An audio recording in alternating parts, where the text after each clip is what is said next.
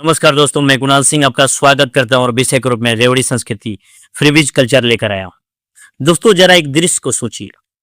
चुनाव का मौसम है, मन से भाषण हो रहे हैं। कोई कहता है मुफ्त बिजली मिलेगी, कोई कहता है लैपटॉप और स्मार्टफोन मिलेंगे। कहीं महिलाओं को हर महीने भत्ता देने की वादा है, तो कहीं मुफ्त बस यात्रा और अनाज देने की घोषणा। लोग खुश भी होते हैं, उम्मीद भी जागती है, लेकिन इसी बीच एक सवाल खड़ा होता है। क्या क्या सच में यह सब मुफ्त है? यहीं से शुरू होती है एक बड़ी बहस, रेवड़ी संस्कृति की बहस। तो आइए देखते हैं लोकतंत्र और चुनावी राजनीति का बदलता स्वरूप।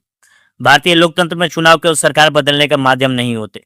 चुनाव असल में नीतियों, विकास की दिशा और जन कल्याण के अलग अलग मॉडलों के बीच प्रतिस्पर्धा का मंच भी होते हैं। लेकिन पिछले कुछ दशकों में चुनावी राजनीति में एक नई प्रवृत्ति तेजी से उभरी है, जिसे आम भाषा में रेवड़ी संस्कृति कहा जाने लगा है। रेवड़ी संस्कृति का मतलब है राजनीतिक दलों द्वारा मतदाताओं को आकर्षित करने के लिए मुफ्त सुविधाएं, सब्सिडी, कर्ज माफी या सीधे नगद पैसे देने जैसी घोषणाएं करना। चुनाव के समय हम अक्सर सुनते हैं मुफ्त बिजली पानी, लैपटॉप, साइकिल, स्मार्टफोन, महिलाओं को मासिक भत्ता, मुफ्त बस यात्रा, अनाज या नगद सहायता। पहली नजर में यह सब बहुत आकर्षक लगता है, लेकिन सवाल उठता है, इन योजनाओं के लिए पैसा आता कहां से? असल में यह पैसा किसी राजनीतिक दल की जेब से नहीं आता। यह आता है सरकार के सार्वजनिक खजाने से, और वो खजाना बनता है हम सबके दिए हुए टैक्स से। इसलिए अल्पकालिक चुनाव लाभ के लिए की गई घोषणाएं लंबे समय में राज्य की आर्थिक स्थिति, राजकोषीय संतुलन और विकास की क्षमता पर गंभीर दबाव डाल सकती है। रेलवे संस्कृति का इतिहास और विकास को देखें तो यह प्रवृत्ति अचानक पैदा नहीं हुई। इसका विकास धीरे धीरे हुआ है। 1960-70 के दशक में कृषि को बढ़ावा देने के लिए सब्सिडी आधारित नीतियां शुरू हुई। 1980-90 के दशक में किसानों की कर्ज माफी और सामाजिक सहायता योजनाएं सामने आई, और 2000 के बाद कर्ज कई राज्यों में laptop, TV, mixer grinder, cycle और स्कूटी जैसी योजनाएं चुनावी राजनीति का हिस्सा बन गई। इस तरह समय के साथ रेवड़ी संस्कृति एक बड़ी राजनीतिक प्रवृत्ति बन गई, जिसे लोकतांत्रिक विमर्श में गंभीर बहस पैदा कर दी है। प्रधानमंत्री और सुप्रीम कोर्ट की चिंता। 16 जुलाई 2022 को प्रधानमंत्री नरेंद्र मोदी ने कहा कि मुफ्त की रेवड़ी संस्कृति देश के विकास के लिए घातक हो सकती है। इस तरह भारत के सर्वोच्च न्यायालय ने भी चिंता जताई। एक जनहित याचिका सुनवाई में 48वें मुख्य न्यायाधीश NV रमन्ना, न्यायमूर्ति कृष्ण मुरारी और न्यायमूर्ति हिमा कोहली की पीठ ने कहा कि नीति आयोग, वित्त आयोग और भारतीय रिजर्व बैंक और राजनीतिक दलों को मिलकर इस विषय पर विचार विमर्श करना चाहिए। कल्याणकारी राज्य और संविधान के दृष्टिकोण। लेकिन इस बहस का एक दूसरा पक्ष भी है। भारत एक कल्याणकारी राज्य है, वेलफेयर स्टेट है। भारतीय संविधान के नीति निर्देशक तत्व भी सामाजिक न्याय पर जोर देते हैं। अनुच्छेद 38 सामाजिक न्यायपूर्ण व्यवस्था, अनुच्छेद 39 संसाधनों का समान वितरण, अनुच्छेद 41 बेरोजगारी और वृद्धावस्था में सहायता, अनुच्छेद 47 नागरिकों के जीवन स्तर को सुधारने की जिम्मेवारी। इसलिए कुछ सामाजिक सुरक्षा योजनाएं जरूरी भी मानी जाती है। लोक लुभावन योजनाएं बनाम वास्तविक कल्याण। लोक लुभावन योजनाएं बनाम वास्तविक जन कल्याण। समस्या तब पैदा होती है जब लोक लुभावन राजनीति और वास्तविक जन कल्याण के बीच की रेखा मिटने लगती है। जन कल्याण योजनाएं लोगों को आत्मनिर्भर बनाती है, लेकिन कई लोक लुभावन योजनाएं लोगों को सरकार पर निर्भर बना देती है, और धीरे धीरे लोकतंत्र भी बदलने लगता है और चुनाव नीतियों की बजाय मुफ्त वादों की प्रतिस्पर्धा बन जाती है।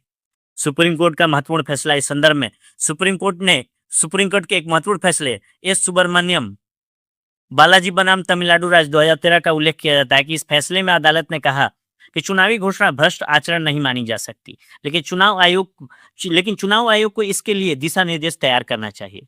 आर्थिक प्रभाव और राजकोषीय दबाव की बात करें तो जब सरकार का बड़ा हिस्सा सब्सिडी और नगद योजना में खर्च होने लगते हैं तो शिक्षा, स्वास्थ्य, सड़क और उद्योग जैसे क्षेत्रों में निवेश कम हो जाता है। उदाहरण के तौर पर तमिलनाडु में लगभग 99,000 करोड़ रुपए सब्सिडी योजनाओं पर खर्च, पंजाब में 18% राजस्व बिजली सब्सिडी में, ऋण SGDP अनुपात 45 से 46% कर्नाटक पर, और 7.64 लाख करोड़ रुपए का कर्ज। मध्य प्रदेश में 80,000 करोड़ रुपए कल्याणकारी योजनाओं पर। कई राज्यों में पूंजीगत व्यय 10% से भी कम रह जाता है। आर्थिक सिद्धांत की बात करें तो अर्थशास्त्र में दो महत्वपूर्ण सिद्धांत है। मोरल हजार्ड, जब लोगों को लगता है कि कर्ज बाद में माफ हो जाएगा। अपॉर्चुनिटी कॉस्ट, जब पैसा मुफ्त योजनाओं में खर्च होगा तो वही पैसा विकास में नहीं लग पाएगा।